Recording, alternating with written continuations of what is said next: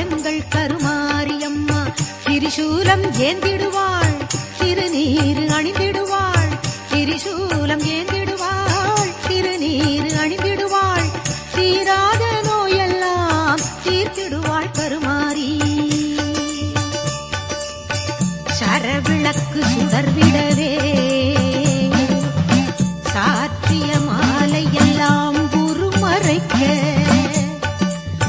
கற்பூரம் காட்டியே கை தொழுதாள், கண் திறந்து பார்த்திடுவாள் எங்கள் கருமாரி.